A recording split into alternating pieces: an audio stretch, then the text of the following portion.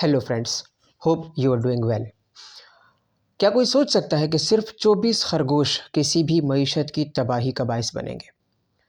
जी हाँ, ऑस्ट्रेलिया में पहले खरगोश नहीं हुआ करते थे। वहाँ की फितरत, वहाँ की ज़मीन और वहाँ की आबो हवा सब तवाज़न में थे।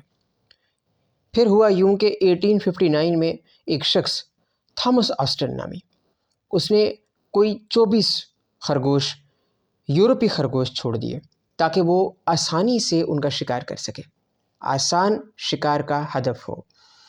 लेकिन उसे नहीं पता था कि वो 24 खरगोश जो है वो उसके लिए तबाही का बायस बन जाएंगे। क्योंकि हुआ यूं कि माहौल दोस्त आबो हवा, बेहतरीन ज़मीन, ज़रख़ेज़ ज़मीन ने उनके लिए एक बेहतरीन माहौल पैदा कर दिया और वो फलने फूलने लगे। कुछ ही सालों के अंदर उनकी आबादी मिलियंस में पहुंच गई। जी हाँ, मिलियंस में। लाखों खरगोश ने वहाँ पे धावा बोल दिया और जितने भी किसानों की फसलें थी, जिनमें सब्जियाँ, फल, झाड़ियाँ, कुछ भी अगर किसान उगाते तो वो उनको तबाह कर देते। कुछ ही सालों के अंदर किसानों को बहुत भारी नुकसान उठाना पड़ गया, सिर्फ उन 24 खरगोश की वजह से। अब ये एक वेकअप कॉल थी। लोगों ने जब ये तबाही देखी तो गवर्नमेंट को बताया, गवर्नमेंट तक ये बात पहुंची तो उन्होंने इसकी रोकथाम के लिए बहुत सारे जो है वो लाहे अमल तरतीब दिए, जिनमें सबसे पहले बाड़ लगाना था। उन्होंने बाड़ लगाई ताकि वो खरगोशों को रोक सकें, लेकिन खरगोश बाड़ से नहीं रुक पा रहे थे क्योंकि खरगोश ज़मीन के अंदर थे और वो ज़मीन के अंदर ही एक जगह से दूसरी जगह ट्रैवल कर रहे थे। फिर उन्होंने जहरीली दवाइयाँ डाली, फिर उन्होंने चारे के अंदर ज़हर डाला, जहरी दवाइयाँ डाली, लेकिन इन सब चीज़ों से कोई असर नहीं पड़ा और ख़रगोशों की आबादी बढ़ती गई और बढ़ती गई। फिर ये हुआ कि 1950 में एक और स्टेप उठाया गया। क्यों? और ये स्टेप बिल्कुल इसीलिए उठाया गया ताकि उन खरगोशों को रोका जा सके जो कि पूरे माहौल को तबाह कर रहे थे। माहौल तबाही मतलब जब फसलें ही पैदा नहीं हो रही थी, फसलें जो है अगर पैदा हो जाती तो वो खा जाते, उनकी जड़ें खा जाते और ये सब नुकसान बर्दाश्त करना पड़ रहा था। तो एक बहुत ही संगीन स्टेप उठाया गया। तो उन्होंने एक वायरस छोड़ा, 1950 में एक वायरस छोड़ा गया उन खरगोशों को मारने के लिए, जिसमें उस वायरस की वजह से लाखों खरगोश मारे गए। अच्छा, हुआ क्या? इन खरगोशों की जो नशो-नुमा है वो तेज़ी से क्यों फैली?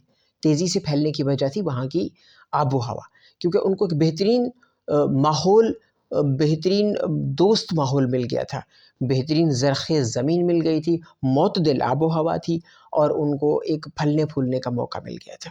बहुत ज़्यादा सर्दी नहीं थी, बहुत ज़्यादा सख्त मौसम नहीं था, जिसकी वजह से उनकी ग्रोथ बढ़ना शुरू हो गई। अब क्या था? उस वायरस की वजह से लाखों खरगोश मारे गए, लाखों खरगोश मारे गए, लेकिन कुछ खरगोश जो बच गए, उन्होंने उस बीमारी के उस वायरस के ख़िलाफ़, जो वायरस छोड़ा गया, उस वायरस के ख़िलाफ़ क़ुव्वत मुदाफ़ियत पैदा कर ली। ये एक नेचुरल लॉ है कि जब एक चाहे वो वायरस हो या दवाई हो, जब वो इंसान के अंदर या किसी भी जानवर के अंदर ज़्यादा मिक़दार में चली जाती है तो कुछ बॉडी के अंदर कुछ ऐसे हार्मोन्स होते हैं जो कि उसके लिए क़ुव्वत मुदाफ़ियत पैदा कर लेते हैं।